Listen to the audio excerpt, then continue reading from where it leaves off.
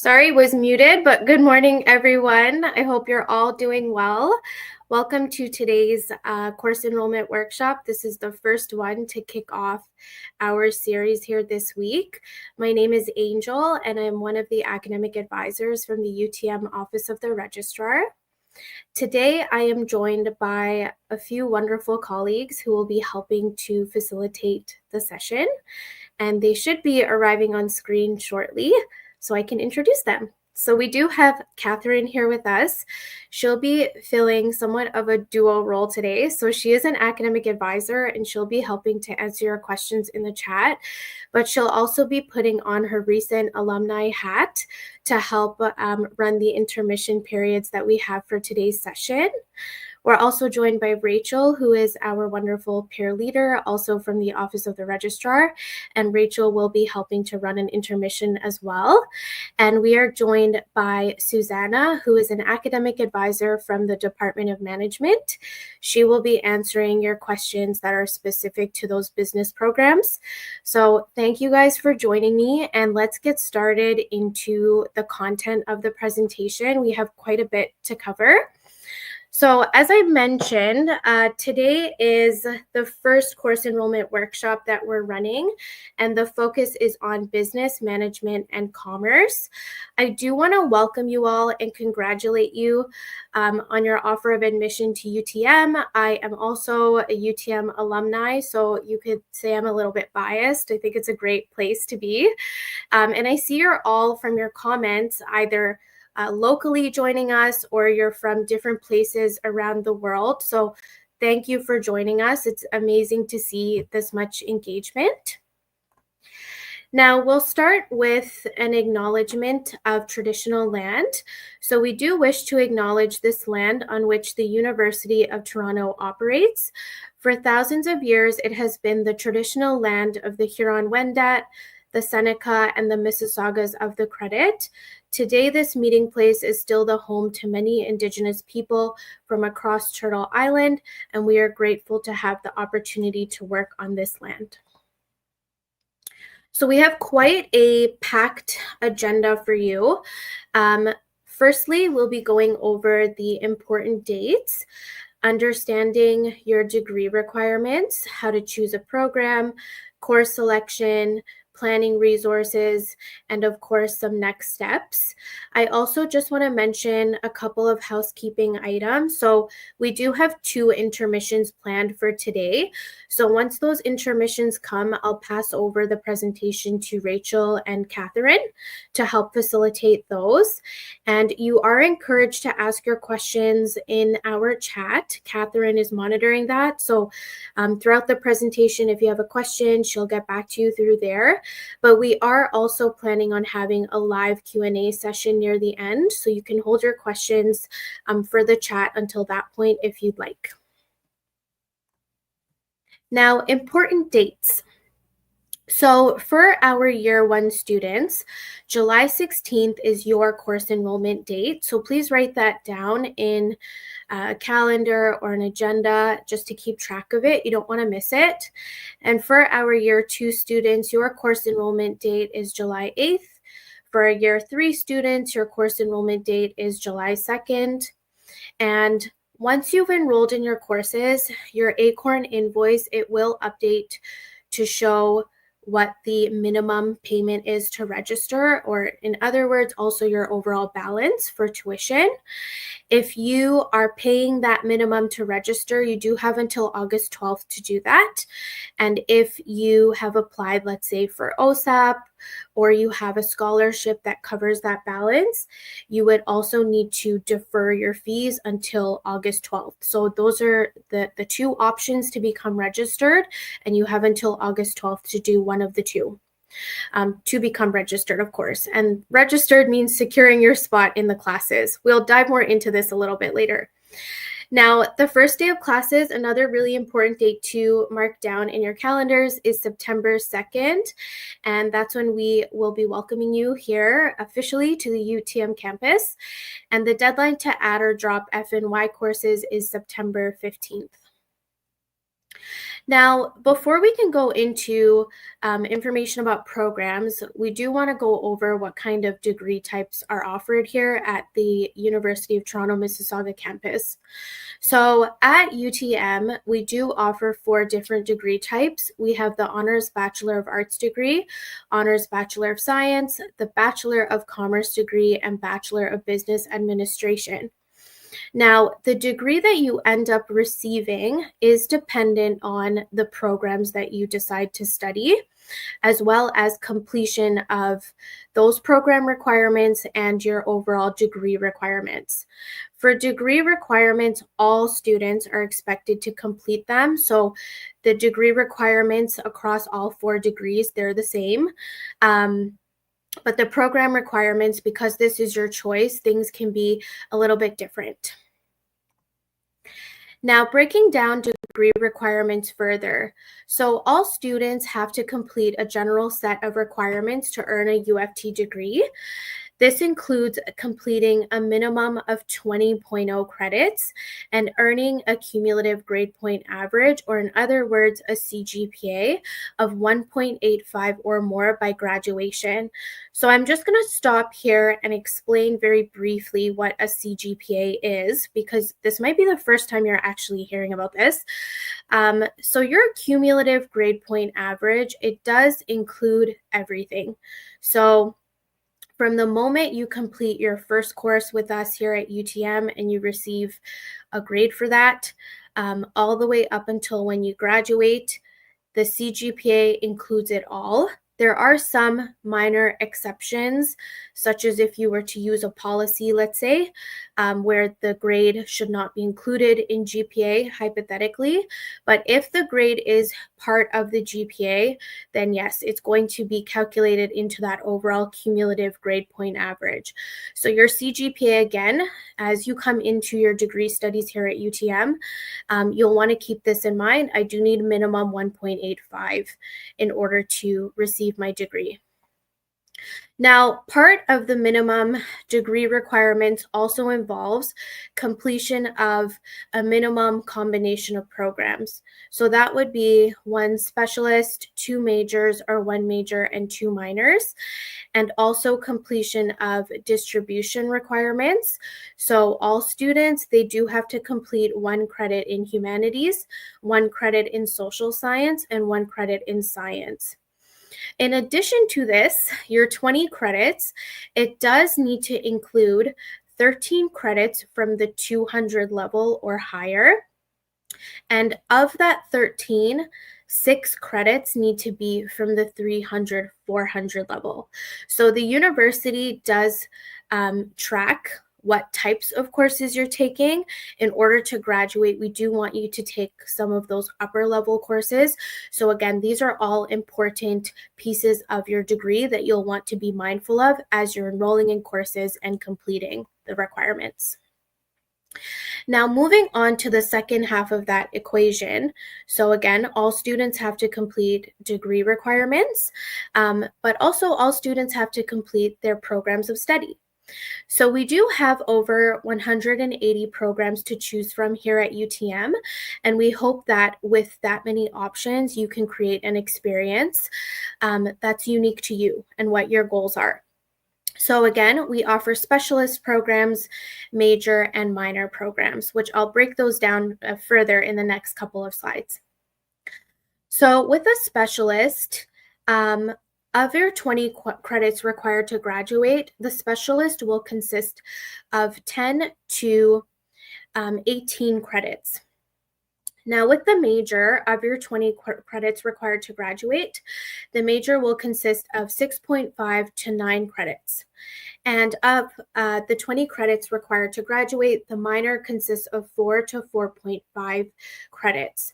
So just to see the visual here, with the specialist, you can see it does take up quite a bit of credits in order to complete it, but it doesn't include all of the 20. So again, the remaining credits would involve completion of your degree requirements. Similarly, with the major, we can see even less credits are required to complete a major and, of course, a minor, which means you would need to diversify. So you'd need to have the one specialist, the two majors, or the one major and two minors. Now, customizing your degree, again, you can specialize and focus on one program, or you can combine up to 3 programs to diversify your interests and your goals. So keep this in mind when you are currently in this place of exploration for programs. Think about, what am I interested in? Do I have maybe some career goals in mind at this point? Think of all of these kinds of questions, and you can create a program plan that addresses all of these kinds of things. So addressing what you would like to do outside of UTM once you do graduate, but then also maybe studying a minor that you're actually just interested in, and maybe eventually it could turn into a career goal for you. Now, choosing your program. So there's 3 steps here that we'd like you to implement as you are in this process again of exploration. So the first step is to continue to explore. First year is the best time to explore all of the academic options you have here at UTM. There are, again, over 180 programs to choose from. So this would be a wonderful time. You have about 2 weeks ahead of your course enrollment to start going through our academic calendar, looking at all of the programs that we offer and making a list of the ones that you're actually interested in. Step 2 is to prepare. So some programs, they are more competitive than others. The entry requirements, they are listed in detail in the academic calendar to, again, help you prepare. And then, of course, step 3 would be to apply. So you'll choose your programs at the end of your first year, or once you're on track to earning a total of 4.0 credits. And I'll give you a little tip here. As soon as you've earned 4.0 credits at UTM, you are considered to be a student in your second year. So year of study at UTM is based off of how many credits you have earned. So it's not based off of how many physical years you've studied with us. Now, just breaking down further the program types. So our type 1 programs, these programs have unlimited enrollment, which means they're open to all students. So let's say you're looking through your options and there's a type 1 program you're interested in. That's great. You can add the program to Acorn and you'll be automatically enrolled, at which point you can start working on your program. The reason being, again, these programs have no program entry requirements. Type 2 programs, on the other hand, these are competitive. So there are unlimited spaces similar to our type 1 programs, which is great. But you do need to visit the academic calendar, and you do need to meet the minimum program entry requirements in order to be eligible to join the program. So that might involve completion of specific courses, achieving certain grades in those specific courses, and maybe achieving even a certain CGPA. So that's where that cumulative grade point average can come up again, and that's why it's important to track that progress. But again, with the type 2 program, the nice thing with this is as long as you meet those entry requirements and then you apply, you should be receiving an invitation to join because there are those unlimited spots. Now, type 3 programs, these are our most competitive programs. Just to let you know, the business programs here at UTM, they do all typically fall under type 3. So this means that the programs, they do have limited space, and you do need to try and exceed those minimum program entry requirements that are listed in the calendar. So let's say that it says you need a 63 in hypothetically MGM 101, then in your mind and while you're planning, you should be thinking, well, I want to try and aim for even higher than what the department is asking for, because again, there are limited spaces in these programs. We want to try and be as competitive as we can be. Now, here's a couple of takeaways from that first part here of our presentation. Take the time to explore UTM's programs and, again, plan ahead if possible. So this is a wonderful time for you to go through the calendar, look at the programs that you're interested in, and start to have a plan A, plan B, plan C. Another important piece of information, when the enrollment period comes for programs, which we do offer for type 2, type 3 programs, typically, depending on the program, you can apply either during the spring round or the summer round. My advice is to try and prepare to apply during the spring round for all of the programs that you're interested in, if possible. So this is a great time to start thinking about, are there specific courses that I need? If there is, your enrollment date has not arrived yet, so at least you can have this information written down and planned ahead. So that way, once your enrollment date comes, you can enroll and situate yourself to apply. Now, it is completely fine to change your mind or not know at this point what you want to study. That's normal. I know when I started off here at UTM, I had no idea what I wanted to do for a career, and that's completely normal. It's okay.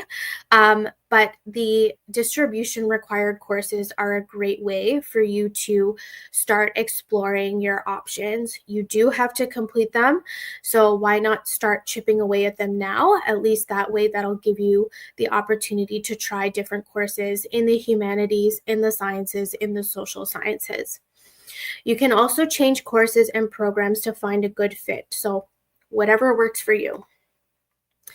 Now, point 3, I did mention this, but distribution requirements, they can help you explore your other program areas. But another great piece to this is that they can also count as your elective courses. And we are always here to help. So there are UTM 1 courses here at the university. These can be used to count towards your distribution requirements. Make sure you pay close attention, though, to what distribution requirements they are counting towards. We also have the launch program here at UTM, the Office of the Registrar. We're always here to help support you. So again, I come from the Office of the Registrar. I'm an advisor there. So we're offering a number of different initiatives throughout the summer to help support you with your enrollment.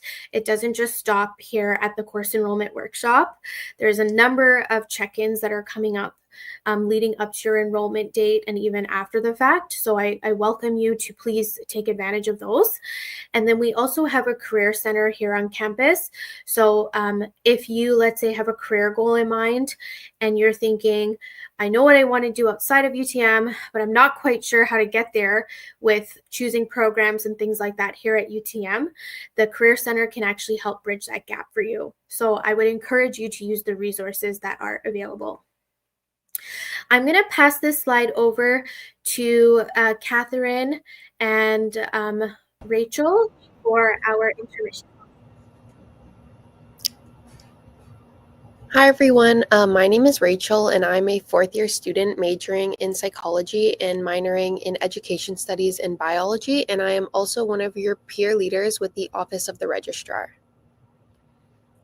Hi, everyone. My name is Catherine. I am one of the academic advisors from the Office of the Registrar, but I'm also a very proud UTM alum. I specialize in the Digital Enterprise Management program.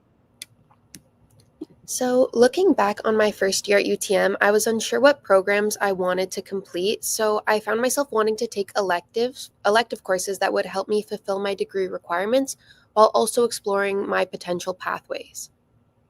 Rachel, can I ask, what tools did you use to help you manage that? So I used the Degree Explorer tool to view my degree requirements, and this led me to picking electives that would fulfill my distribution requirements. That sounds really helpful. Can I ask, how did you ensure that you were completing both your program enrollment requirements while exploring your different pathways?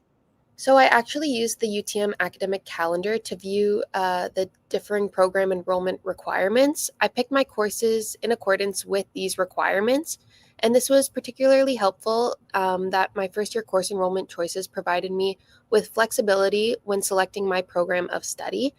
This led me to pursue the program that I was most interested in, which was psychology, and then minoring in education and biology.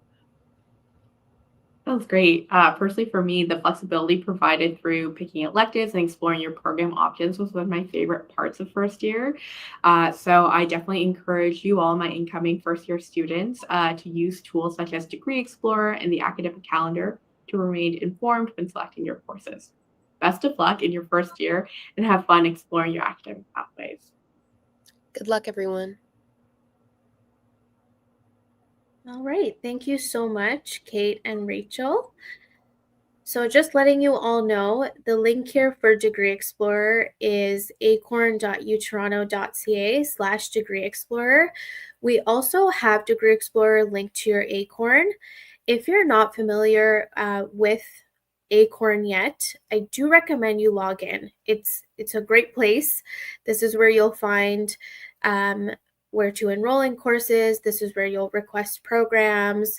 It's where you'll see your final grades on your complete academic history, as well as where you'll see tuition invoices, stuff like that. So make sure that you do log in. There's lots of links there to very important resources.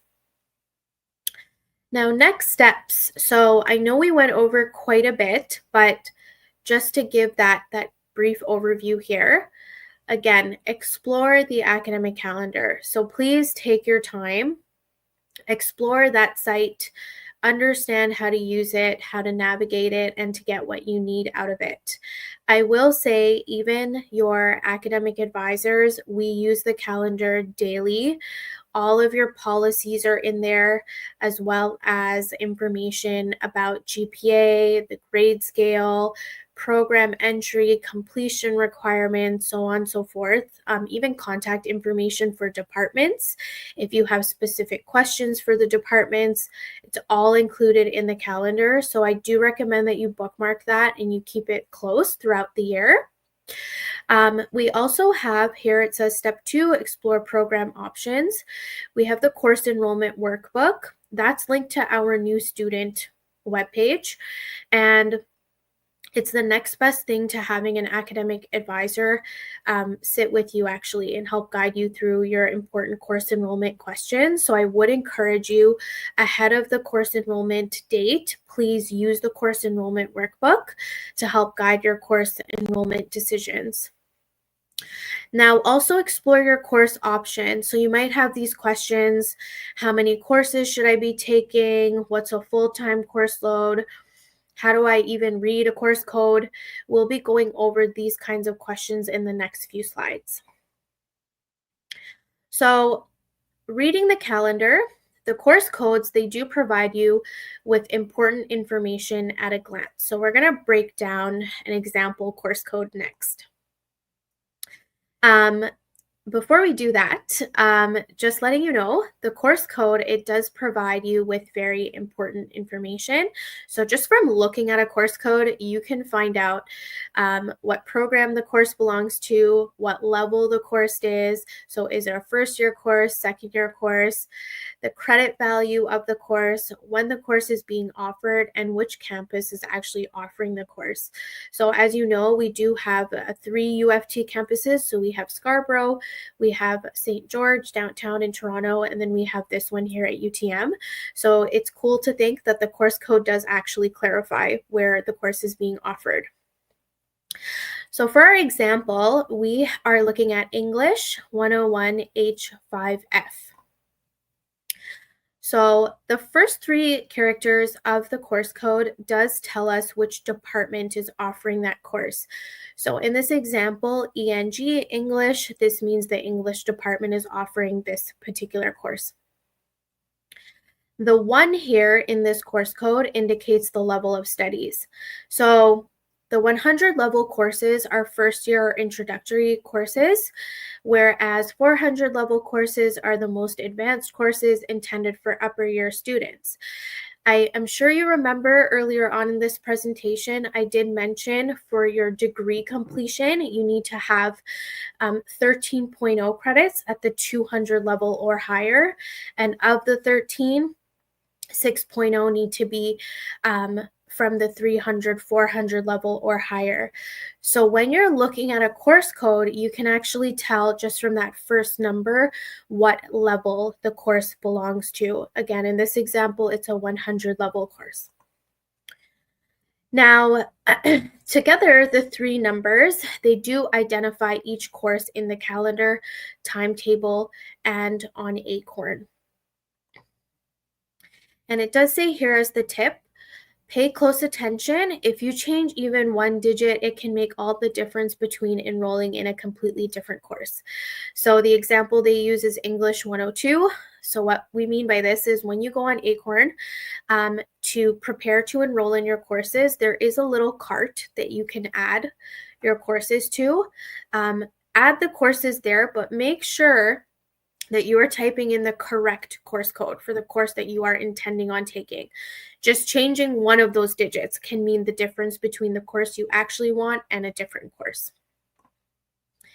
Now, the seventh character in this overall course code does tell you what the course weight is. So H refers to a half credit course, and Y refers to a full credit course or 1.0 credit course. So if you enroll in an H course, you'll know I am getting a half credit for this course if I complete and pass. And if you enroll in a course that says hypothetically ENG 101 Y5F, then you'll know that the course is worth a full credit. And just to further break this down, during fall winter, the H courses, they're offered for half the session, so September to December or January to April, and the Y courses are offered over the full session, so that would be September all the way over to April. As promised, the course code does also indicate which campus the course is being offered at. So for UTM, our number is 5. For the Faculty of Arts and Science at St. George, their number is 1. And for UTSC, their number is 3. So just keep that in mind as well. And did you know, fun fact, you can take courses at other campuses. So we have a taking courses at other campuses policy, other UFT campuses policy, I should say. And with that policy, you can take distribution required courses or electives at different UFT campuses. That's completely fine. However, if you would like the course to count towards a UTM program entry or completion requirement, you do need to get permission from your program department for that course to count here at UTM. So keep that in mind as well. Now, lastly, in the course code, the last letter will say either F, S, or Y. This identifies the session that the course is being offered. So F stands for first term, or in other words, fall. That's September to December, or in the summer, May to June. S stands for second term or second subsession. That's January to April, or in the summer, July to August. And then Y stands for the year-long course, and that's September to April or May to August, depending on if you're taking it in the summer. I'm going to pass off this slide as well back to Catherine and Rachel for our second intermission. Hi, everyone, again. Hey, Catherine, I wanted to just discuss how you approached building your timetable in first year. Do you have any advice? Yeah, of course. Thanks, Rachel. So personally, for me in my first year, I noticed that building a timetable, that there was a lot of conflict, and it was really challenging to create a schedule that was conflict-free. Each of my courses required me to ensure I was enrolled in different sections, including lectures, tutorials, and labs. So by using the UTM timetable builder was transformative for me and extremely helpful. Using the timetable builder allowed me to create a hypothetical timetable that helped me recognize and also fix any conflicts in my schedule. So the timetable builder continues to inform my course enrollment as an upper year student. However, were there any first year specific resources that you found helpful in your first year at UTM? Yes, definitely. The course enrollment workbook that we've been talking about today, working through that was really, really helpful and provided me with the foundational knowledge I needed to begin my course enrollment process. So this included how to prioritize program enrollment requirements versus selecting electives, and then it also links to other important resources. Yeah, I also found the enrollment workbook to be an important starting point for my first year course selection. I also encourage all first year students to look through the workbook fill it out and familiarize yourselves with the highlighted resources mentioned in it. So good luck and welcome to UTM. Best of luck, everyone. Thank you guys so much. So moving forward, let's dive into course loads. So in the fall and winter session, if you have enrolled in 3.0 credits or more, that's 1.5 credit per term. So 1.5 credit in the first term, 1.5 credits in the second term. You're considered to be a full-time student during the fall-winter session. Now, you're also considered to be a part-time student, alternatively, if you have 0.5 to 2.5 credits in fall-winter. So you'll want to keep in mind, if you do need to be a full-time student, the threshold for that. But there's also other caveats to think about too, like if you're an OSAP recipient, you'll want to look into what the thresholds are to maintain full-time OSAP. Might be a little bit different than what we're counting here at UTM. And also, if you are an international student, hypothetically, you'll want to think about what kind of course load do I need in order to maintain my full-time student status. There might be immigration implications if you do fall to a part-time course load. So it's good for you to do your research. Addition to that, if you have a scholarship, you'll want to think about what the conditions of your scholarship are and if you need to maintain a certain course load as well for that. On the topic of our international students, we do have an international education center here at UTM.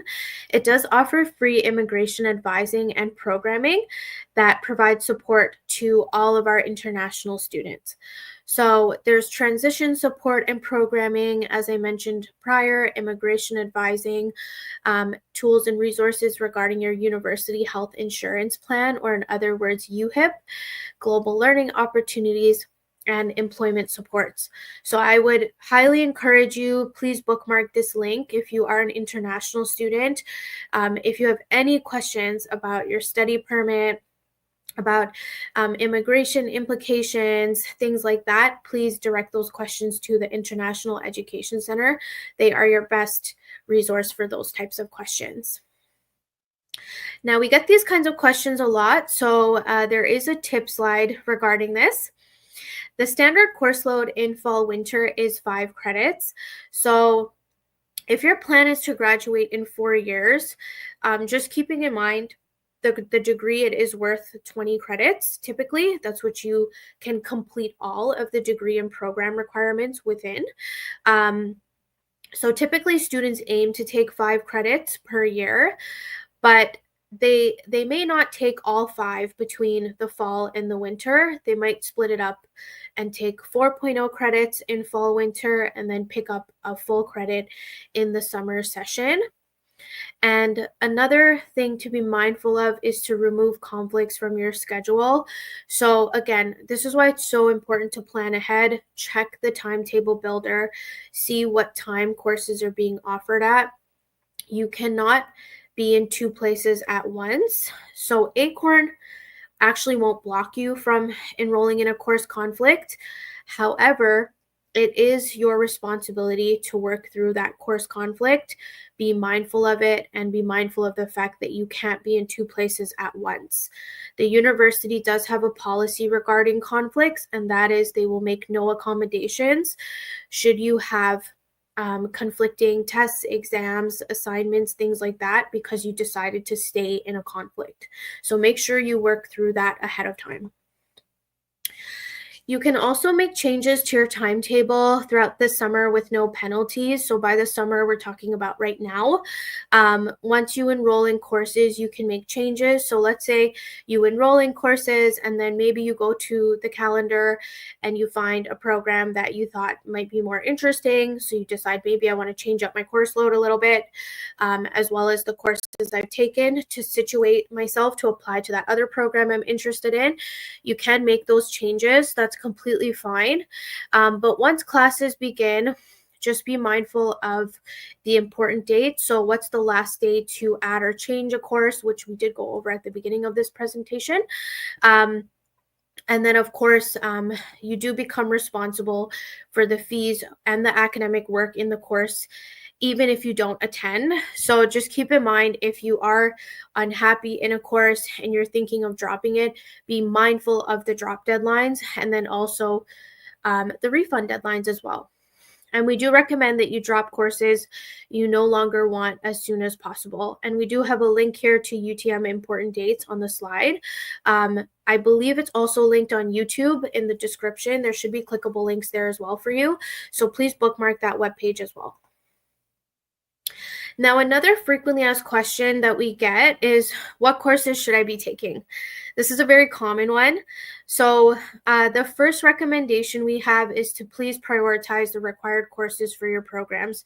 So again, consider your interests, your strengths, and of course, don't be afraid to try something new.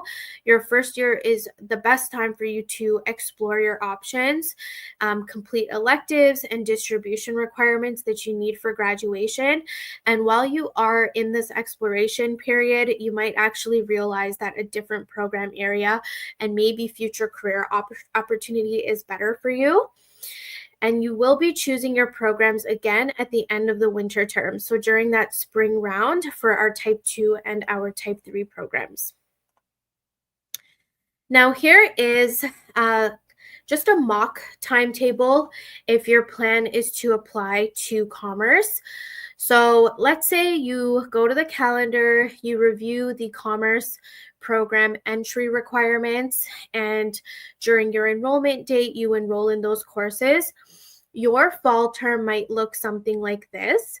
So you'll see on Monday, your first class is Math 133 Y5. So again, with the course code, we know this is a full year-long course, September to April. Tuesday, you've blocked off, so you have a bit of a break that day from classes, but of course not from assignments. You should definitely use that day to help finish your assignments, prepare for assignments, tests, exams, stuff like that. Wednesday, you do have another course, MGM 101. But again, after the MGM 101 course is wrapped up, you have your full day to focus on preparing for your other courses and then, of course, completion of assignments and stuff like that. Thursday looks to be the heaviest day for our student in their mock timetable here. So they have English 101. They've situated a little bit of a lunch break in between, and then they dive into English 101, the tutorial, back to Math 133, and then they'll get another break, which is a couple of hours until they transition to Eco 101. And then on Friday, our student has quite a large gap between their Math 133 lecture and tutorial. So this is quite common for what a timetable can look like. It's completely different from high school. So you'll notice that you're not in like your classes from, let's say, 9 a.m. and then leaving at 3 o'clock every single day. University is different, and we can even see this here from the mock timetable for winter. So just keep that in mind. When you do enroll in courses, you might be in this position where maybe there's one day that you don't have anything, but then there are other days that you do have quite a full day with a few breaks in between. So try and maximize on the time. Maybe if you feel like in this example for MGT 120, there's quite a large break between that lecture all the way up till Math 133. You might decide to have lunch during that period and then maybe take a little bit of a wellness break. You can go to the Rock and maybe do a workout, hypothetically, if that's something you would like to do. But just keep in mind that this is what the schedule can look like here in university. Now, on the timetable builder, we do recommend that you check the enrollment controls. So the timetable builder, all of the course offerings for fall and winter, they are published, which means you can take a look at this information after this session is over today. And I would encourage you to become comfortable with enrollment controls. So you would search for a course in the timetable, and then here on the slide, we can see You would see the lecture, day, time, location, instructor, availability, so how many seats are available in the course. If there's a wait list, so if the course is full, you may need to add yourself to a wait list, which is a virtual lineup. And then the next option here is enrollment controls. Now, enrollment controls, they might, or they do, I should say, limit initial enrollment to students who meet very specific criteria. Usually it's program related, but this doesn't mean that you can't enroll in the course at all. It might simply mean that you can try again at a later date. So a common enrollment control you might see is the P, or priority enrollment control.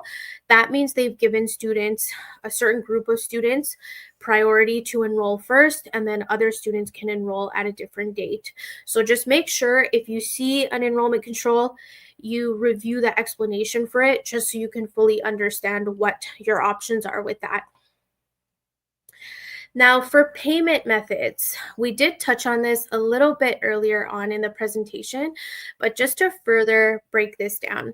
So when you do enroll in your courses, your invoice on Acorn, it will populate to show what is outstanding. To become registered at UTM, you do have two options. You do need to either pay your minimum payment to register, or if you have a government student loan, such as OSAP or a scholarship that covers the minimum payment to register, you can defer your tuition fees. Now, if you go on Acorn as of today, you'll notice your dashboard says invited. This means that you have an invitation to enroll in the courses. But again, once we enroll in the courses, we do want that status to change to registered by the registration deadline. And the way that you would do that is either pay, so through one of the payment options, that could be through your bank, using a credit card on Acorn, or higher education points, or you can defer your tuition fees if you are eligible. So I see we've put up the fall winter registration guide, a link to that webpage on the slide here. So please go ahead and look at that website. That's another really important bookmark for you. You do have to become registered to secure your spots in the courses that you enroll in. So please make sure that you are meeting those deadlines. And of course, we're here to help if you have any questions about this piece. So next steps, you'll want to enroll in your courses on your enrollment date. Another thing to be mindful of, there are not separate enrollment dates for the fall and the winter. So when your enrollment date comes up in mid-July, you will be enrolling in courses for both fall and winter. So please plan ahead to enroll for both terms. And then of course, enroll into these courses as soon as you can. Courses do fill up quite quickly. So to help with this, again, you can use the cart option on Acorn. It's just like online shopping. You just add your courses to the cart, and on your enrollment date, you would log in at your start time, and then you can just click enroll in the courses that you want. I do recommend having backup courses as well, because again, the courses, they can fill up quite quickly, and you don't want to be in a scramble of, well, what do I take, right? If the course that you want to take is full. So have a backup plan, other courses you'd be happy with if your initial options don't work out. And once you do enroll in your courses, again, you'll want to complete your registration by paying or deferring your tuition fees once they're available on Acorn. So once you enroll, on the fall winter registration guide, it will say what the date is for the invoice to populate. It should be done shortly afterwards. You'll want to either pay the minimum or defer your fees if you're eligible. And upon receipt of one of those two, your status on Acorn should change from invited to registered. So make sure you are, again, comfortable with going on Acorn and checking those statuses. You'll also want to book a T-card appointment to gain access to your UFT student services, which includes your university email, Wi-Fi access, and more. Your T-card is your ID here at the university. You'll need to bring it with you for your term tests, for your final exams, stuff like that. Even for your academic advising appointments, we do ask to see it.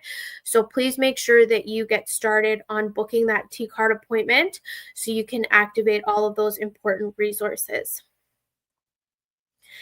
And this would be our last slide for the session today. I know I gave you a lot of information. You're not expected to memorize everything, so this session is recorded. You can go back to certain parts of it afterwards once we publish it, and you can look at the different sections if you missed a part or you want to go over another part and you have other questions. But please feel free to connect with us. We're located in the Innovation Complex. If you're not familiar with where that is, I do invite you to come by when you're on campus. We are in the Rotunda, and we do have a number of wonderful resources for you to engage with us again throughout the summer. So I would recommend that you do that. And we are going to start our Q&A session now. So I do recommend, if you haven't already, you can send us your questions in the chat. And I believe it's Kate and Susanna that will be helping me with this Q&A session now. And Rachel as well, to give the student perspective. So I see we actually have quite a few comments in the chat. I'm curious to see what your questions are. Okay, so for our first question, does course enrollment start at a certain time on July 16th? I am going to ask Rachel, just from the student perspective, you can give an answer to this one, if you're comfortable. Yeah, of course. So you will be given a specific personalized start time for July 16th, and you'll be able to see that on Acorn. I think it's July 10th or 11th, if someone could confirm that. I will check. Okay, I think. But yeah, it'll show you the time on Acorn, and then that is the time that you'll be able to enroll on July 16th for your start time. Yeah, so on the fall winter registration guide, it does say that your start time will be available on July 10th. Okay. So when you go to Acorn on July 10th and you log in, you should see a banner that includes your start time. It might say something like 6 a.m., hypothetically. What you would know from that point then is on July 16th, you'll log in at 6 a.m. and start enrolling in your courses. I do recommend, please don't try to enroll before the start time. The system won't let you log in. But do try and enroll at your start time. So I wouldn't wait till after. You will find out very quickly the enrollment date. It can be quite busy. There's a lot of hustle and bustle on that day. So you want to maximize your chances of actually getting into the courses that you added to your enrollment cart, which is why I recommend logging in at your start time.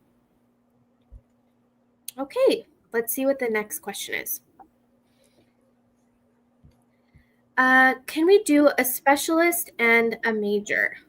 Yes, you can. So it's not required. You can achieve your degree with just the one specialist, but you can also pair your specialist with a major. I would recommend thinking about your plans post-convocation. So completing both a specialist and a major, as well as your degree requirements, this could potentially delay your expected convocation date. So you might actually need to pick up additional credits in order to complete this combination, but it is up to you. It's your degree, so you can do this. Just be mindful of what the notes say in the academic calendar as well. Sometimes the calendar will say that you can't pair certain programs with one another, so be mindful of all of those details as well. And we'll move on. Next question. If a course I have to take for my program also falls under a distribution requirement, can it count for both at the same time? Catherine, I'm going to pass this over to you. Hi, everyone. Yes, thank you, Angel. So I did put it in the chat earlier, if you're able to see. Let me just find it here.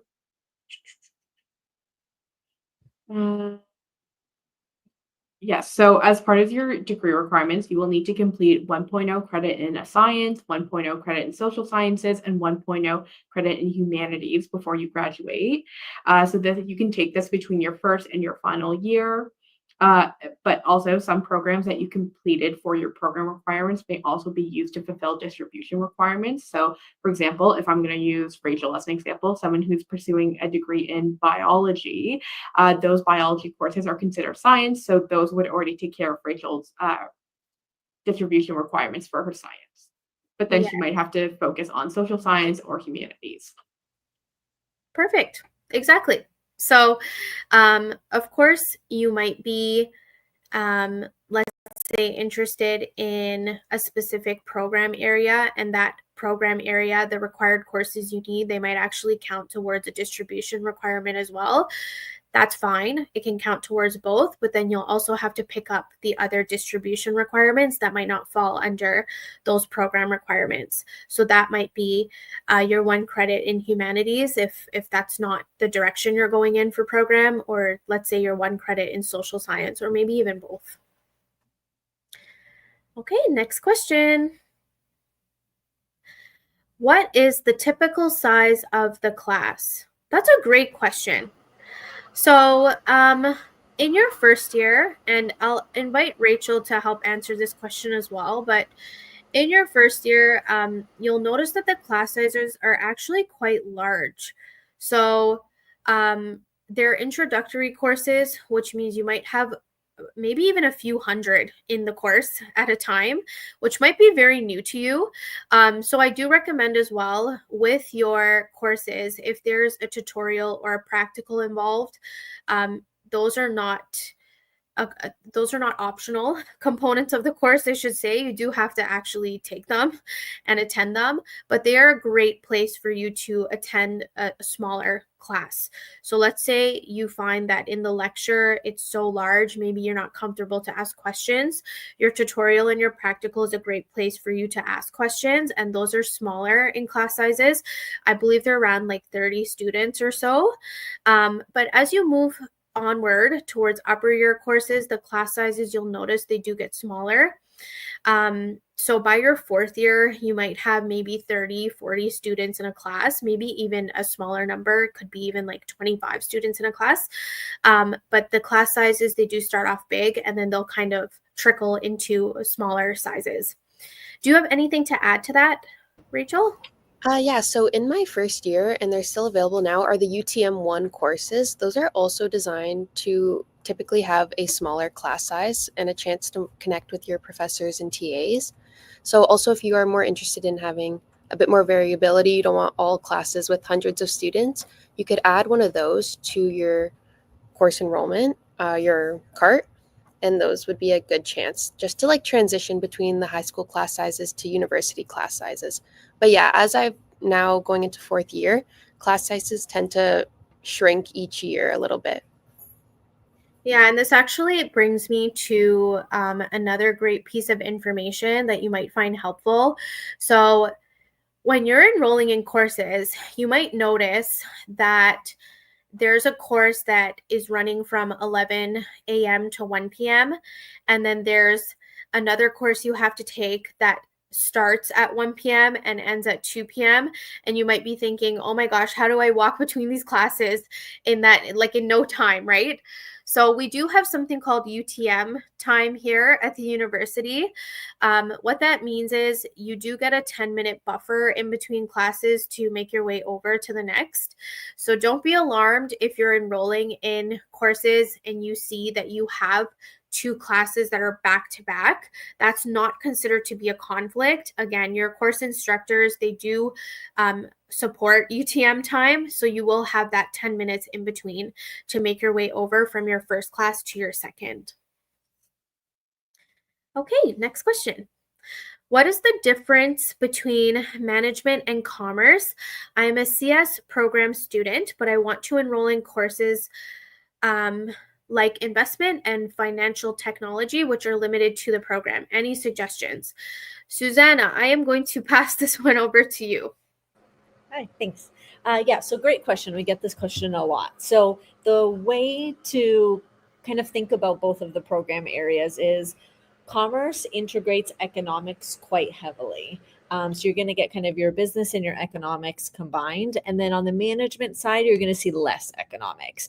Practically, that's kind of the best way to organize the different programs in your head. And then how that's further broken down is just based upon the specializations. So on the commerce side, we have accounting, finance, marketing, and then a general commerce program. On the management side, we have kind of the management, general specialization, and then the major as well. So that's the best way to kind of divide them and understand the difference. We definitely do have individuals who are pursuing kind of a computer science in addition to a business major. So that might be a commerce major or a management major. So that is definitely a combination that we have seen. Just making sure you're taking the right courses in your first year to be able to apply to both of those kind of programs of study would be essential. Okay, thank you, Susanna. I also want to mention too, before we move on to this question, so commerce, management, computer science, these are all deregulated programs, which means tuition is set at a higher rate. For some students, this is part of the decision-making process. Do I want to pay this amount in tuition year after year? Am I comfortable to do that? So I will ask maybe Catherine or Rachel just to include a link in the chat for deregulated fees. Please take some time and review it. That might make the difference in your decision making as well. Now, the next question is, what are the elective options in first year? So honestly, this is up to you. For example, let's say you are interested in the commerce specialist program and you enroll in the required courses for that program. Your electives then could be the other distribution requirement. So it could be humanities-based courses, so English, like the course code example we provided in the presentation. It could also be maybe like sociology courses, so social sciences based courses. It's really up to you depending on what your decision making is on programs, right? So in terms of what your interest is for programs, the other courses then could become electives for you.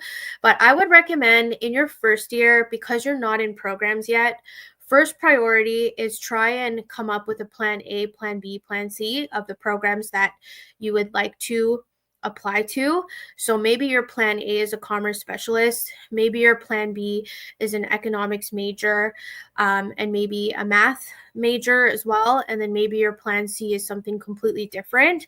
You can apply to as many programs as you want when the spring round comes up. So try and diversify, give yourself all of the options, and then from there you can accept programs based off of what you've been admitted to. And then from there, you can work on distribution requirements if you still have some room for courses during the first year, as well as working on those as electives. But I would say first priority is think of your programs, what you would like to study and pursue.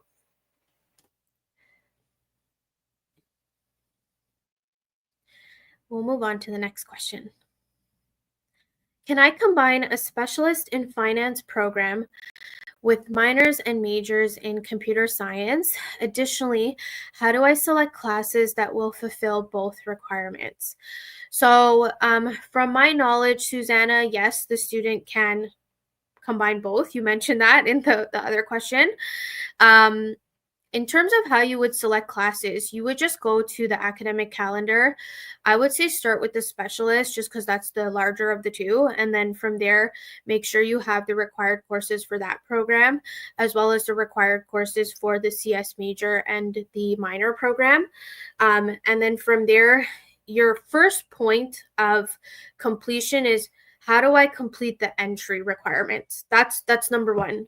Once you complete the entry requirements, if you eventually get into these programs, you accept them, then from there you can worry about fulfilling the completion requirements.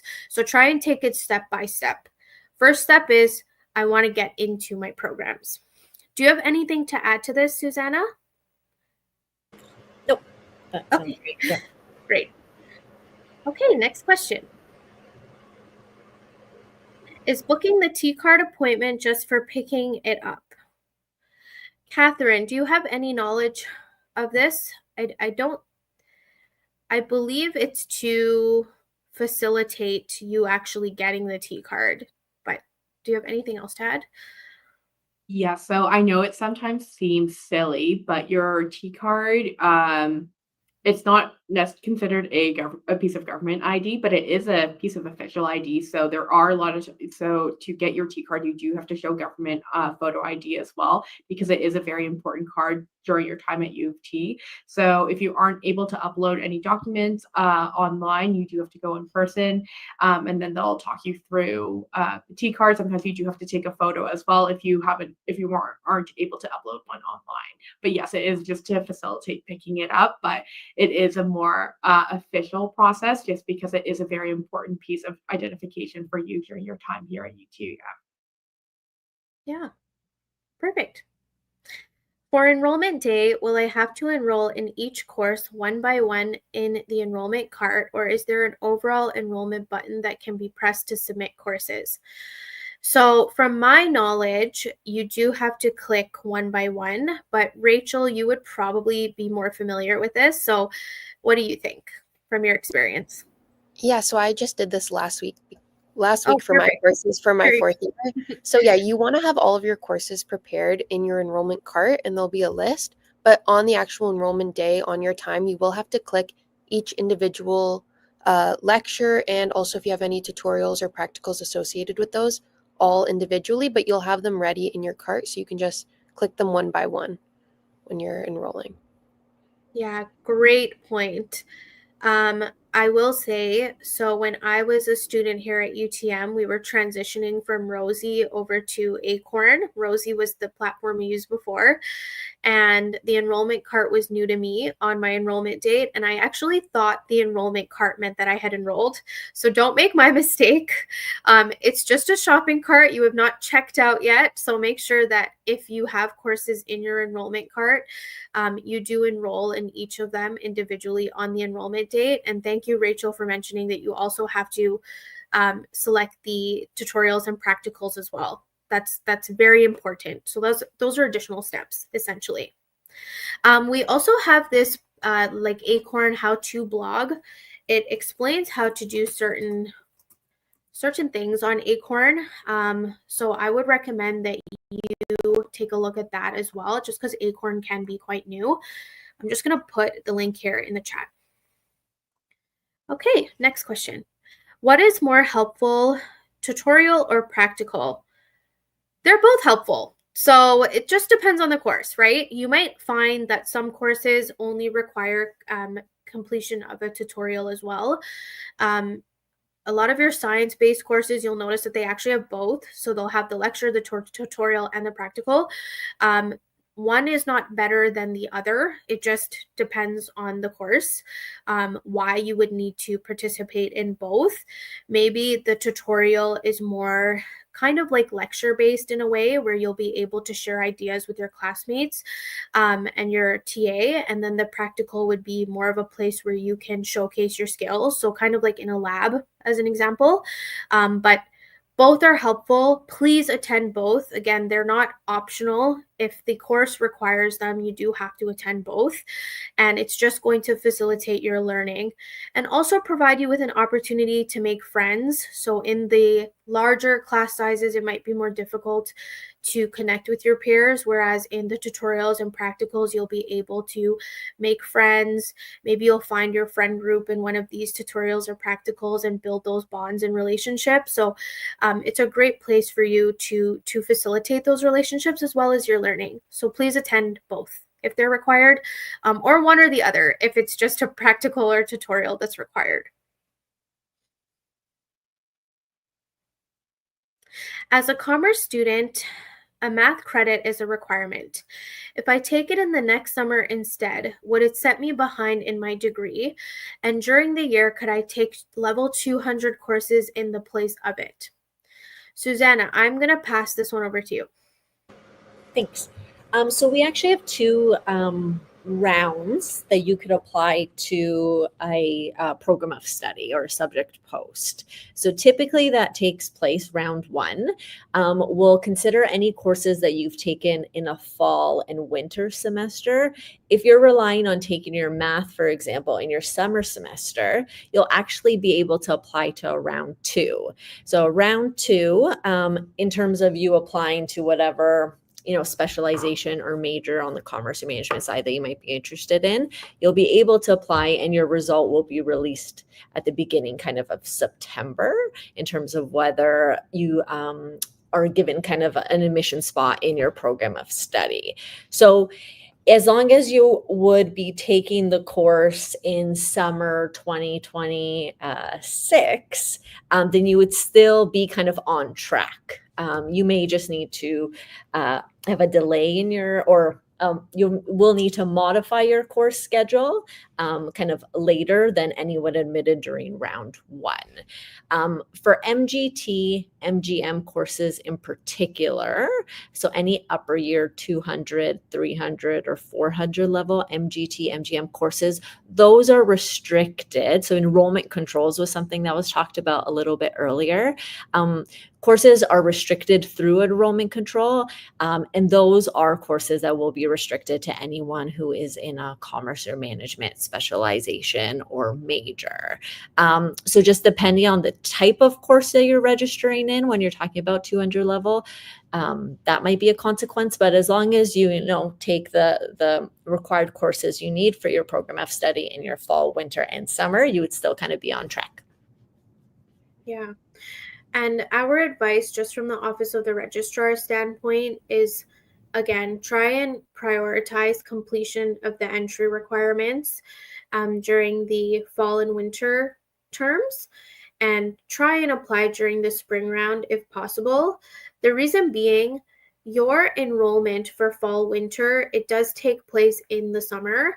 As you know now, it's happening for you in July, and you've noticed also from earlier on in the presentation, students that are in year 2, year 3, year 4, as an example, their enrollment date actually comes up even earlier than the first year enrollment date. So if you're applying in the second round,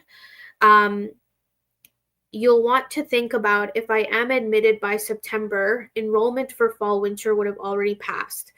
So that might actually potentially set you back on what courses you want to take to start working on those completion requirements.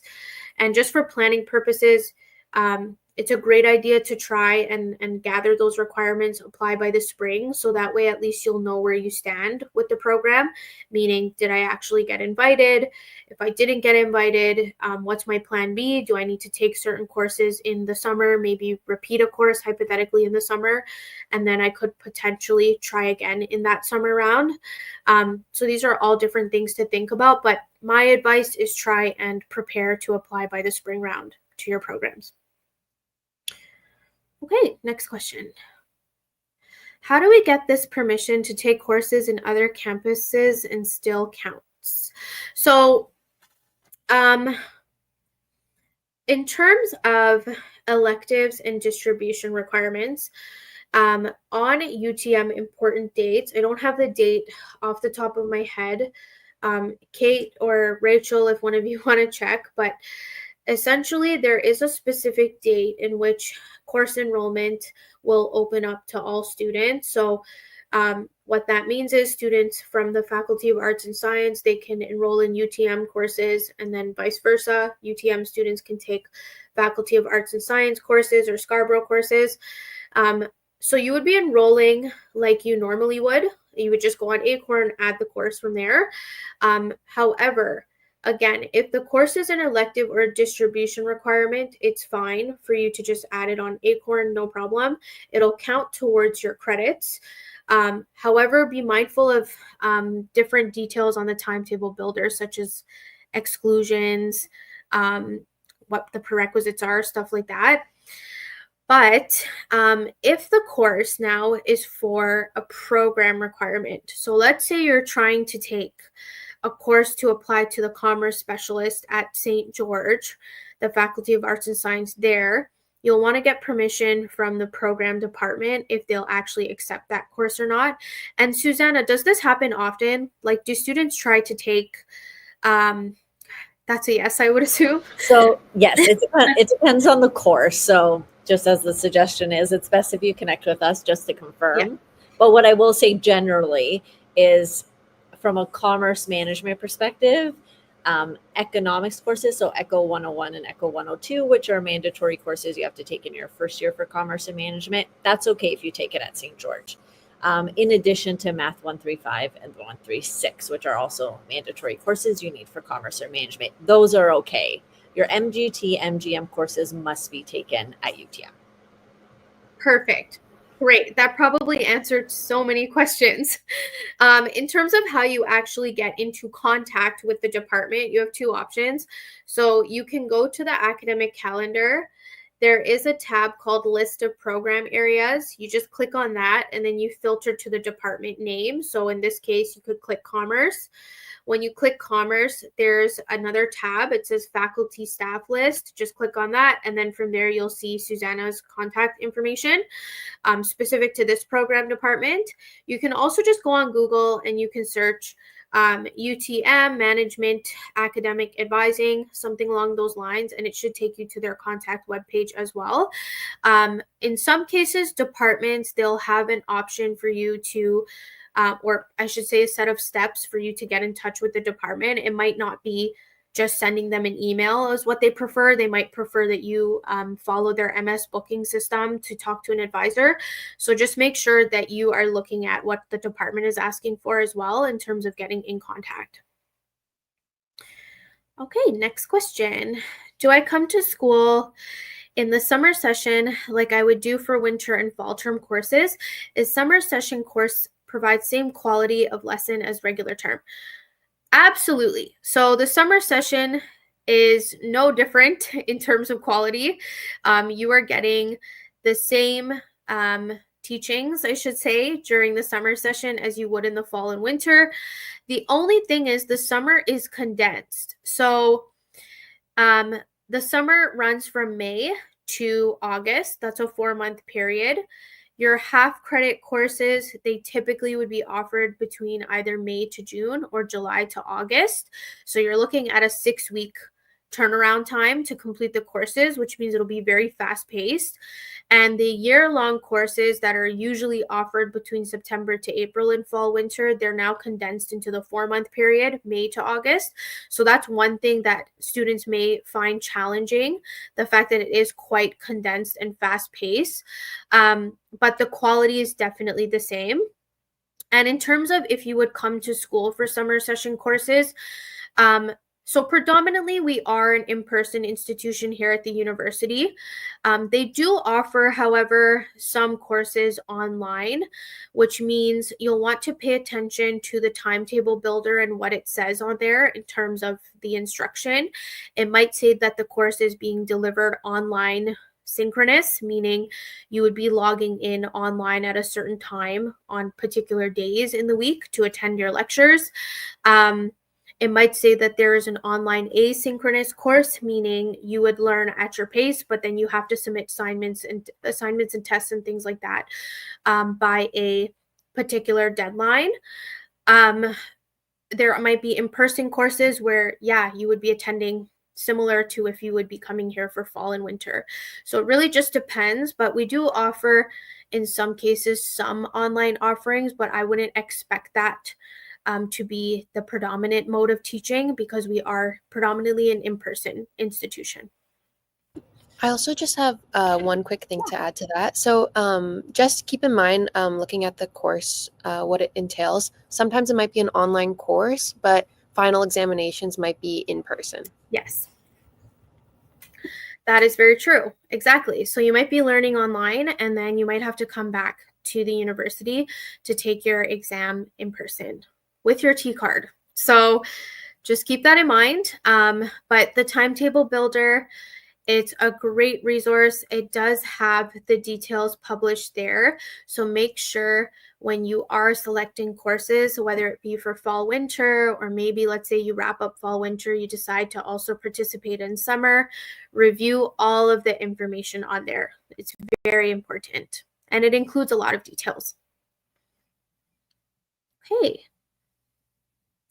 I saw that for one of my courses, the tests are on Saturday from 9 to 11, but then for a different course, the tests are on Saturday from 11 to 1. Would these tests ever fall on the same Saturday? So Joshua, for this, I'm not 100% sure, but Susanna looks I could probably step in here. Yes. Thank you. So what you're seeing is something called a common term test. So what happens is all students, even though they're in different sections, are going to take a test on the same day in particular. So that's what you're seeing. So it's not every Saturday. Essentially, when you get access to your course syllabus, your course outline, it's going to identify there the specific dates that you need to be mindful of in terms of when those term test dates are. From our perspective, we could try to coordinate to make sure that there's no conflicts from a time perspective. They may be offered on the same day. At this point, it's probably too early to tell, but you will have that information available in the syllabus. But there is some coordination that generally does take place, especially if it's within the department. And then we also coordinate with economics. So we do our best, but it may be the same day. It may be different, but the syllabus will tell you that, and you'll get that information kind of early enough. Perfect. Thank you. I'm so happy Susanna's here to help answer that question from the department perspective. I also want to add too, if you're just wondering, like, where do I find my course syllabus? There is a platform that we use. It's called Quarkus, and you'll probably get an email about this. So again, it's important to pick up that T card, get your UFT email activated. That's where we'll be communicating with you. But you'll probably get announcements from your instructors and things like that. Once you do, you would just log in with your UTOR ID and your password. And from there, you should see your course pages, which is where the syllabus would be linked. So just keep that in mind as well. The next question is, why can't I find math and MGT courses for first-year students to add to my cart? Well, they should be posted at this point, I would say. I don't have access to course enrollment, unfortunately, on my Acorn. But Rachel, if you're able to log into your Acorn, if you can just like mock type in a math or MGT course, does it work for you on there? Yeah, I'll bring it up right now and I'll take a look and let you know. Thank you. Yeah, and I'm just checking our timetable builder. I do see that the courses are published. So through Acorn, there shouldn't be an issue. If there is, it also could be that maybe it's just a little bit too early because your enrollment date is coming up not next week. It's actually the week after that. So just keep that in mind. I wouldn't panic too much right now. But it's wonderful that you are trying to add your courses to your cart right now. That's great. Please keep monitoring. It should be working at some point, but we'll see if Rachel is able to just hypothetically find them through Acorn. Yeah, so I can find the courses. However, they are blocked to me because I think there's a priority enrollment and I'm not in management. But yeah, they do come up when I type them into the search bar. Okay. So it also could be, great point, the enrollment controls, right? So maybe you've been admitted to a different admission category. Maybe you were not admitted to the admission category that has priority to enroll in those courses. If that's the case, it's okay. Just go to the timetable builder, check when the priority enrollment period lifts, and then on that particular date, you can go in and add your courses. Okay. If I have earned 21 credits at the end, the CGPA would choose from 20 out of 21, or is it the cumulative of 21? It would be the cumulative of all. So it's not going to choose certain credits over the other. It would include all of the courses. There is some caveats though, just to keep in mind, not to overload you too much, but we do have policies here at the university. So let's say a student is repeating a course that they've previously passed, and they don't apply a policy called second attempt for credit. One of those options, essentially, the repeat attempts, either the repeat attempt or the first attempt, would not be included in the CGPA. Let's say you've completed a course and then you've enrolled in an exclusion of that course. One of those would be the extra course, meaning you would not have that final mark included in your GPA. So these are all different things you can read about in our academic calendar. The policies are listed in there. But ideally, just to answer the question more simplistically, the university is not going to choose the best 20 out of 21 credits. The CGPA would include everything because it's cumulative. Is it normal for some courses to already be full? If so, what can I do in that situation? Catherine, I am going to pass this one to you. Thanks, Angel. Yeah, so the best way to see if whether a course has a wait list or if it's full or what its availability is to look on Timetable Builder. Something to note right now, because we're kind of in a limbo of time, make sure that you are looking for the session, that you're looking for the fall 2025, winter 2026, and then year, because if you don't reset that, it might show still for our summer school courses, and those are more likely to be full because summer school has already started. If there is a specific course for fall 2025, winter 2026 that is already full, typically at this point, that would maybe, if you're looking at like upper year courses, like 200, 300, 400 level courses, like upper year students might have enrolled in, but typically a 100 level course should still have availability. Yeah.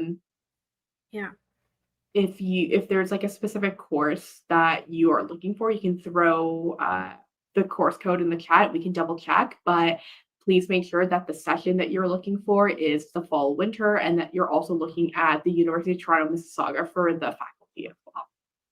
Yeah, and I'd also like to add as well, so on the timetable builder, there might be sections that the department has not yet opened up for enrollment, and you'll know that if you see that the add to timetable section on the timetable builder is unavailable or grayed out. If that's the case, just keep monitoring. The department might eventually open up that section depending on, I would assume, the demand. Susanna, you can correct me if I'm wrong on that one, but I would assume just monitoring wait lists and things like that. If there is a high demand for the course and they need to open up one of those unavailable sections, they might do that. So just, again, review the timetable builder and see what the information is on there. Some courses, they might be full depending on, or I wouldn't say full. I think, as Catherine mentioned, it's likely that they're not full as of this current moment. But if you're looking at upper year courses, our year 4 students have already enrolled. And I believe from my memory, our year 3 students, they were up for enrollment today. So if you're looking at the upper year courses, there is a likelihood that those would be full just because those students have already started their enrollment. But again, if these are 100, like 200 level courses that you're looking at, just be mindful of how many students can take a certain lecture. Like maybe the lecture space is quite small. And then again, the department might open up other sections depending on the demand for that course. And what can you do in the situation? Also, if it's full, and let's say there's no other option, you can add yourself to a wait list if you really want to take the course. A wait list, it is a virtual lineup. So what that means is the space isn't guaranteed. As students finalize their timetable, they might drop the course, which would eventually move the wait list up, depending on how many students drop. Also, students that do not become registered by the deadline, they'd be financially canceled, meaning they would be removed from all of their classes. So that's another way that that wait list might move up. It's quite unfortunate, but it's true. That is one way that it moves up. So just monitor. If you really, really want to take the course, you can add yourself to the wait list if you'd like. But if not, you can also maybe try and look onward to taking the course in the summer. If you really need it, let's say for a program, you tried the waitlist, that didn't work, then yeah, if the course is offered in the summer, you can try and take it then and then apply to your program in the summer round. Okay, next question. As long as we don't have any conflicts on our timetable, will we never have a conflict when the university schedules the final exams? So typically, Joshua, there should be no conflicts for the final exams, especially if your courses, meaning your lectures, tutorials, practicals, stuff like that, you've done your due diligence to ensure that there are no conflicts throughout the term. But I have seen it before in my experience. Sometimes a student can enroll in lectures, tutorials, practicals that are not in conflict, but then their final exams might overlap by an hour or so. If that's the case, it's okay. Once the final exam schedule is published, they do typically publish it. I would say from my knowledge here at the Office of the Registrar, it's usually published quite in advance. So once it is published, just take a look at it. You should also see your schedule posted to Acorn. And then from there, if there happens to be a conflict, there is a conflict form that we have at the Office of the Registrar. Fill that out by the deadline, and then we'll work on ensuring that those two exams are not in conflict for you, and we provide an accommodation. So just keep in mind, it's not your responsibility to work through it if there is one, but you do need to keep an eye on it because you'll have to notify us through that conflict form. Okay. Next question.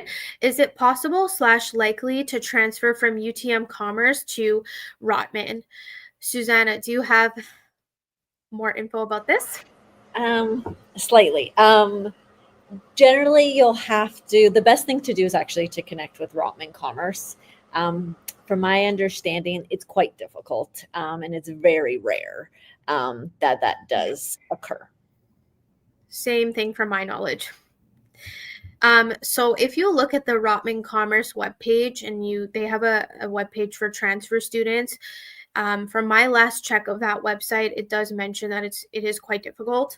But then just also keep in mind, if you complete the commerce specialist here at UTM, you're also getting a BCom degree. And when you do get your diploma, it also says University of Toronto on there. There's only I believe there's only one signature on there that is for UTM. So just think about on your CV, your resume, things like that, you will be marketing a UFT degree. There would be like quote unquote no difference between like UFT Rotman Commerce versus UTM, coming from a BCom degree that way. So think about your postgraduate goals too, and if that distinction would really make or break whatever those goals actually end up being.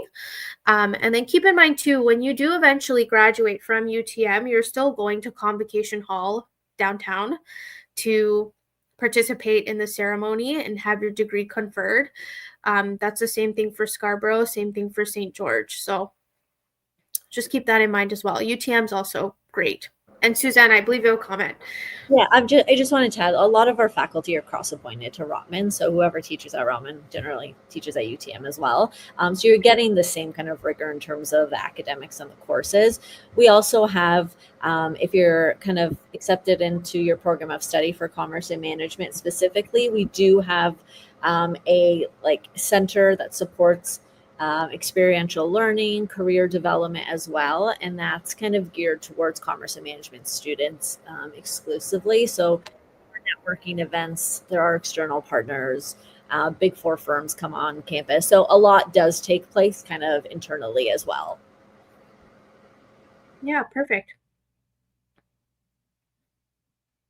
Can I do 2 majors like accounting and finance since I do not apply for that when I apply to UTM?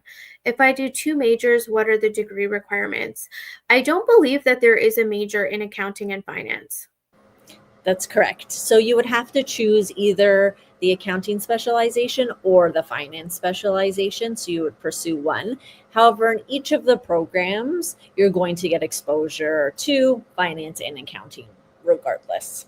It's really in your third year and fourth year that you choose to really specialize in one, either accounting or in finance. Perfect. And I mean, just to generally answer the second half of that question, if you do 2 majors, what are the degree requirements? Degree requirements, they apply to all students. So just keep in mind, if you pursue a specialist or 2 majors or 1 major, 2 minors, in either scenario, you have to complete your degree requirements as well. And you can keep track of those through Degree Explorer. So we talked about that earlier in the presentation. Again, get comfortable with Degree Explorer so you can bookmark it.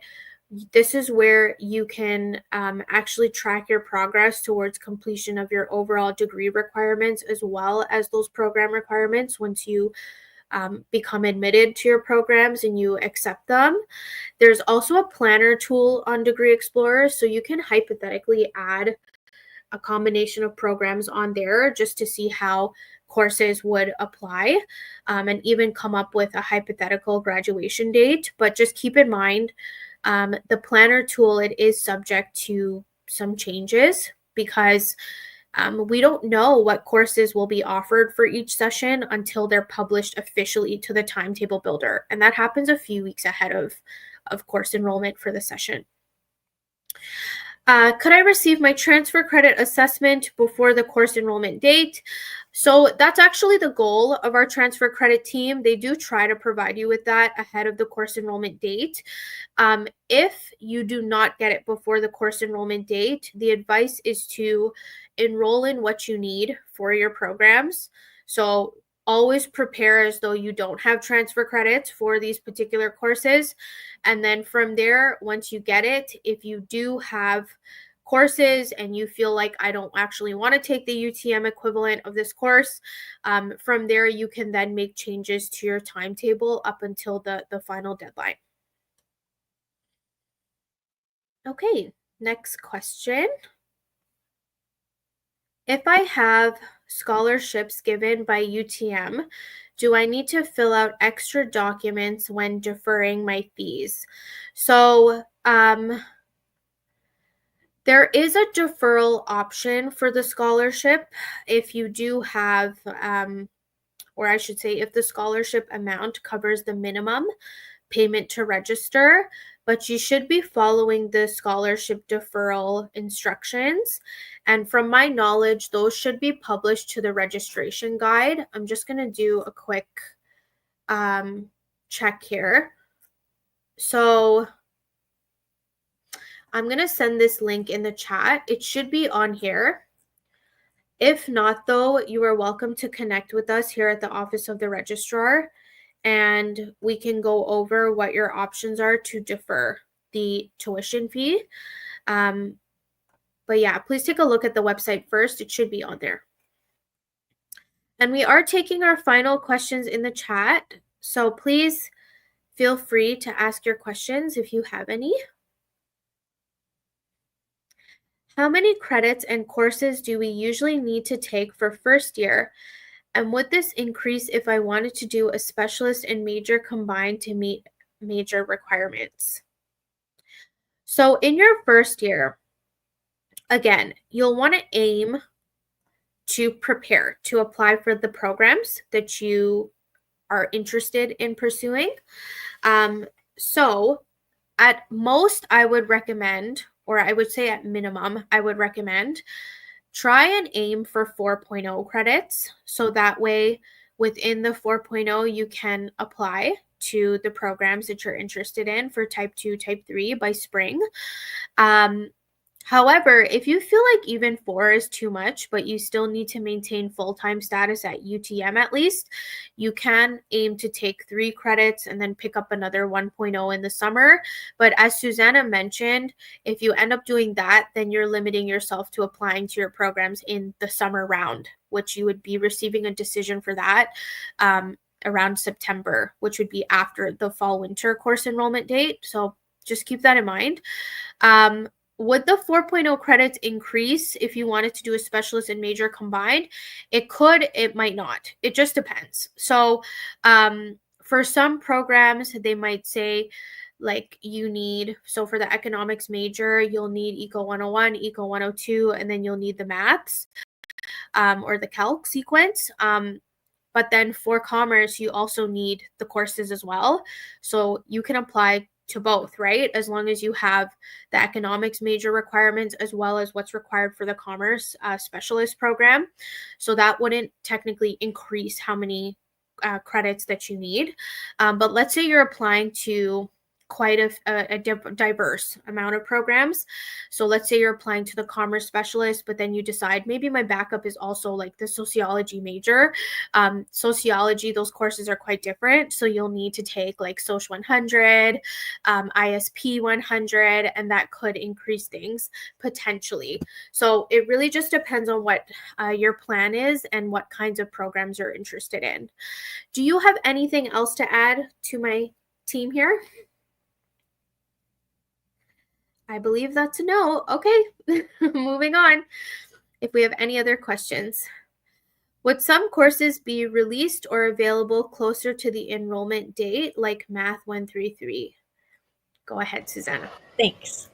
So if you're looking and trying to kind of locate this course, it should be grayed out. This course will likely not open up, we don't think. The recommendation for commerce or management now is that students register in Math 135 and Math 136 instead of Math 133, which is why you're not seeing it kind of probably as an option to maybe add to your cart at this point in time. So the recommendation now for that full year kind of calculus credit you need for commerce or management is to take Math 135, 136. You could take it at St. George, as they mentioned, once that enrollment control kind of opens up.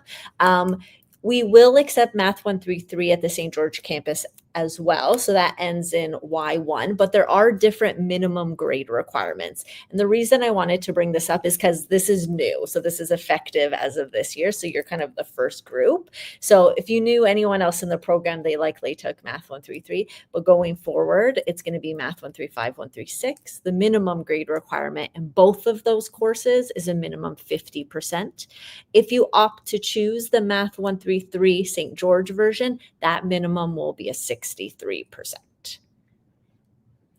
Wow, that's great information. Thank you for sharing. I wanted to enroll in a stats course, but it conflicts with the MGM and eco lectures on Saturday. If I replace Saturday stats classes with the tutorial, will it cover the materials that I missed? Yeah, go ahead. This probably has to do with that common midterm I was talking about. So typically there's not lectures on a Saturday. What you're seeing is on the timetable, there's been allocated a specific time for these kind of term tests that you might have. So that might take place 1 to 4 times, just depending on the course and the course structure. So you will have to still register in a lecture and tutorial. Although it may appear to be a conflict right now, just based upon when you're building your timetable, in actuality, once you're able to review the syllabus or the course outline, that's when you'll be able to kind of pull those dates in particular. And then hopefully you don't have a conflict there. Again, there is some communication that happens, not to say it's going to avoid all conflict. If you do have a conflict when it comes to that Saturday term test period, that's something you're going to want to kind of raise with your professor, especially if they're mandatory courses that you do absolutely need in your first year. Thank you, Susanna. Can we take one math in a semester and the other math in another semester, say 1 through 5 in fall and math 1 through 6 in winter? Yeah, so that's actually how it's structured. So you would have to take the first sequence in, like you mentioned, the first term, and then the second sequence in the second term. So that would definitely fall between fall and winter. You are completely on track with that. You're correct. Okay, and we are taking, again, our final questions in the chat. So if you have anything to add to this Q&A portion, please go ahead and do so. Okay, we have another one. Are humanities courses required for first year, or can I take it in the summer? Wonderful question. So to add to distribution requirements, you don't have to complete them all in your first year. That's completely fine. You can actually chip away at them throughout your degree because they are the degree requirements. So you can complete them first year, second year, third year, fourth year. You could spread it across the board. That's fine. But again, with that exploration, they're a great way for you to explore. So completing them while also trying courses. For a lot of you, this might be your first time taking a university course, and you might come in with an idea of, this is what I want to do. But then you might try the intro course and then realize, you know what, this is actually not right for me. This is not my program path. I actually don't like this. I need to pivot and change my mind and move onward to something else. Maybe you chip away at a distribution requirement and you find out that it's actually so much more interesting than what you had initially planned to pursue as a specialist, a major, or a minor. So just keep that in mind. While we do recommend that you try to complete at least some of the distribution requirements in your first year, you don't technically have to. And yeah, you can start chipping away at them in the summer if you would like. That's fine. I have received a scholarship, but what if my scholarship is less than the full amount? Can I still defer my fees? When would I pay the remaining amount? So from my knowledge, the scholarship does need to cover the minimum payment to register. Again, you're welcome to check the specific details of that on our fall-winter registration guide. But if there are additional questions about this, you can always reach out to us. We have a number of ways to reach out to us posted to that course enrollment webpage on our new students website. Do you have anything else to add to this, Catherine? Just because Catherine and I, we did work for the frontline team as well for a long time. So we have a pretty decent understanding of fee deferrals. Yes, thanks, Angel. I just put something in the chat with the link to deferring fees. So specifically for our scholarship recipients, if the value of your U of T scholarship is equal to or greater than your minimum payment to register for the fall winter as listed on Acorn, you can submit a fee deferral. So if you follow that link I just sent, or you just look up UTM fee deferral, you can log into Ask Registrar, and then you have to fill out a form there specifically for tuition fee deferral for scholarship students. Perfect. Thank you so much.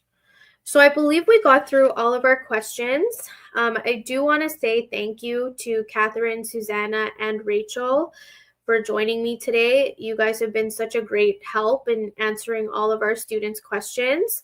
And to our students, I just want to thank you all for joining us and staying with us throughout this entire session. I still see we have quite a bit of engagement here, and I do hope that this was very, very helpful.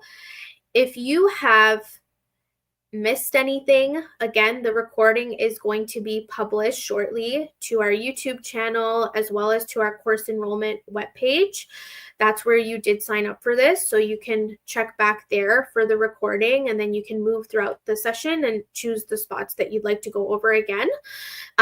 I do want to just remind you as well, this week we do have additional course enrollment workshops coming up. So tomorrow, the course enrollment workshop will have a focus on science, and then the day after, the focus will be on art. So that would be on Friday. And we're more than happy to have you join us for those as well, if those are streams that you're curious about or interested in. Looking at our new students webpage as well, I just want to get the dates right. So I see that we also have a number of course enrollment check-in sessions. Those are happening between July 7th, so that would be next week, all the way leading up to your course enrollment date. And then on your course enrollment date, we actually have an all-day course enrollment. We call it a party, so you can just drop into that advising session throughout the day. If you have any questions pertaining to enrollment, we're more than happy to help assist. And of course, even after that, we have another session scheduled for you. It's called First Year Success Academic Planning 101. That should be happening sometime in August.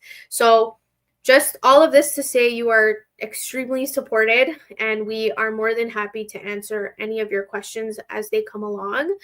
Again, congratulations on your offer of admission to UTM. We're very excited to welcome you here to the campus and to meet you all in person. And I would also advise you to please engage with your Eagle Connect squad. That is a great first point of contact for you here too. And I hope to see you in our future events. So thank you. Have a great rest of your day.